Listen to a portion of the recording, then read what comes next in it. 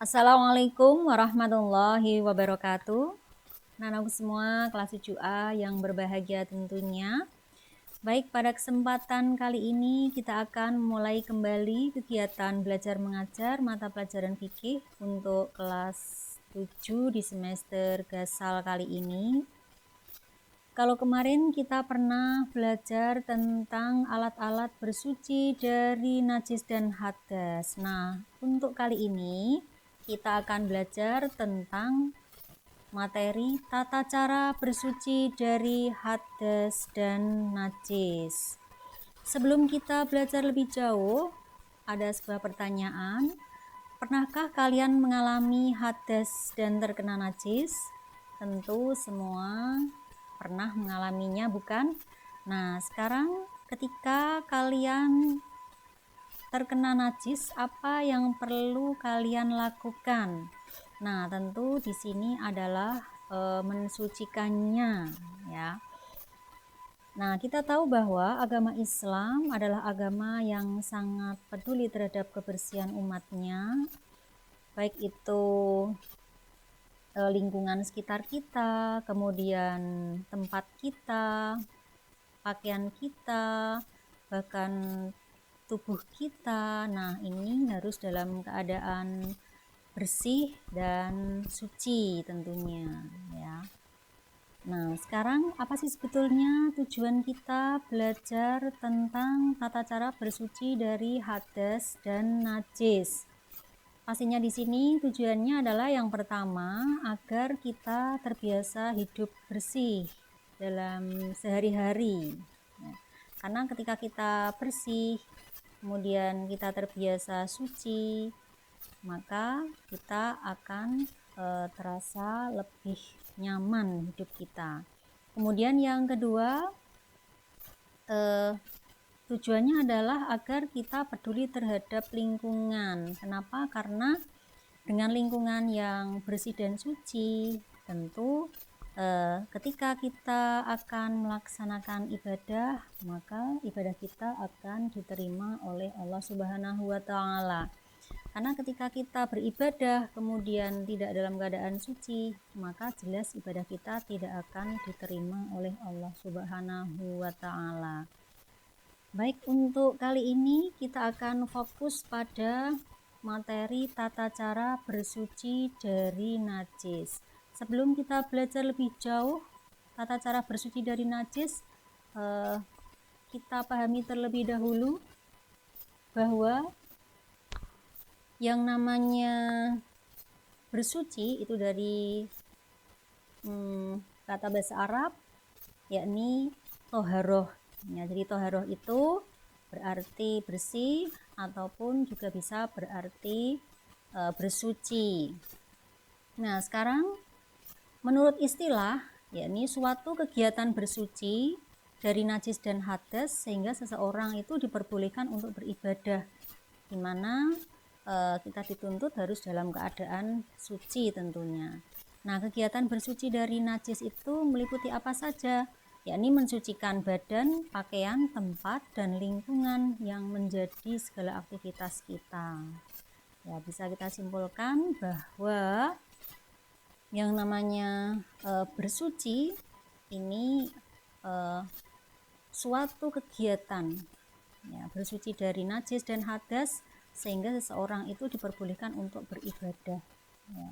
Dan kita dalam kehidupan sehari-hari dituntut untuk dalam keadaan suci. Nah, ini yang perlu diperhatikan, karena kalau kita dalam keadaan suci, maka ibadah kita akan diterima oleh Allah Subhanahu wa Ta'ala. Bahkan Allah Subhanahu wa Ta'ala pun menyukai orang-orang yang mensucikan diri. Ya, di mana di dalam Al-Qur'an surat Al-Baqarah ayat 222 dijelaskan, Bismillahirrahmanirrahim, Innallaha yuhibbut tawwabina wa yuhibbul mutatahhirin. Ini sudah jelas, ya.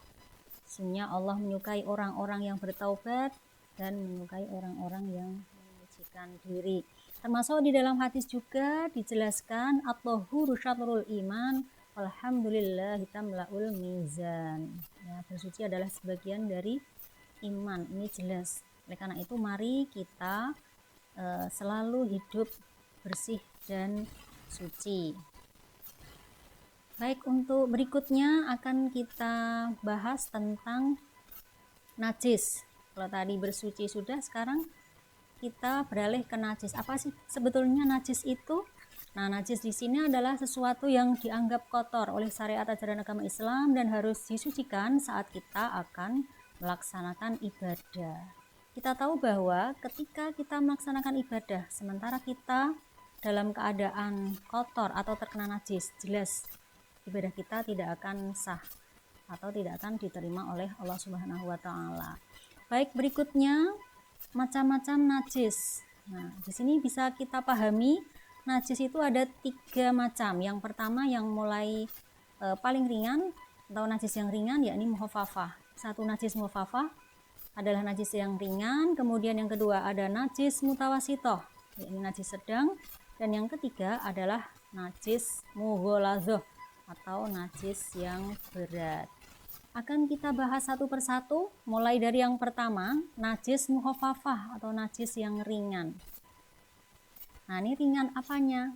Ya jelas ringan najisnya dan cara mensucikannya. Sekarang yang termasuk najis mukhafafah adalah air kencing anak laki-laki yang belum berumur 2 tahun, belum makan apa-apa kecuali air susu ibu atau ASI. Nah, bagaimana cara mensucikannya? Jika terkena najis ini, maka cukup dengan memercikkan air pada benda yang terkena najis tersebut.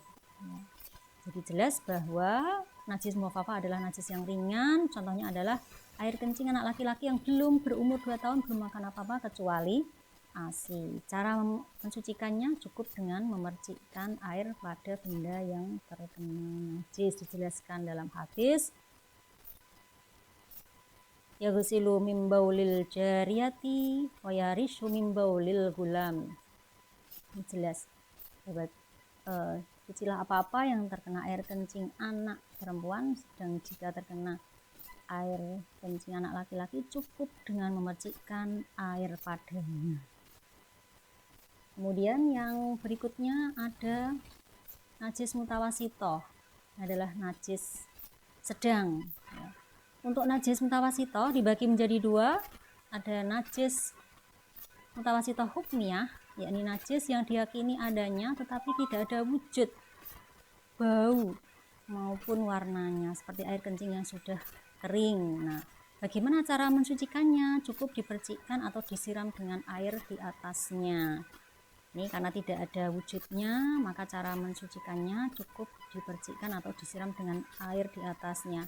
Kemudian kalau mutawasitoh ainiyah, ini mutawasitoh yang masih ada wujudnya, bau ataupun warnanya, ini cara mensucikannya adalah dibasuh dengan air sampai hilang zat atau wujudnya, baunya, serta warnanya. Nah, ini najis mutawasitoh. Di antara benda-benda yang termasuk najis mutawasitoh, di sini ada beberapa yang perlu kita perhatikan. Ada bangkai binatang, kemudian segala macam darah, kemudian ada nanah, ada benda yang keluar dari 2 jalan, baik itu dari manusia maupun hewan. Kemudian ada segala macam minuman keras dan juga termasuk muntah-muntahan, ini bagian dari najis mutawasitoh. Untuk berikutnya, najis yang ketiga adalah najis mughaladzah, najis berat.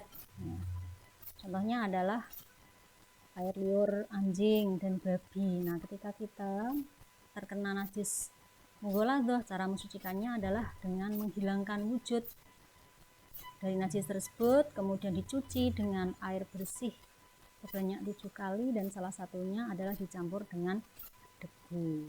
Ini najis yang ketiga. Demikian yang dapat kami sampaikan, kurang lebihnya mohon maaf. Akhirul kalam, assalamualaikum warahmatullahi wabarakatuh.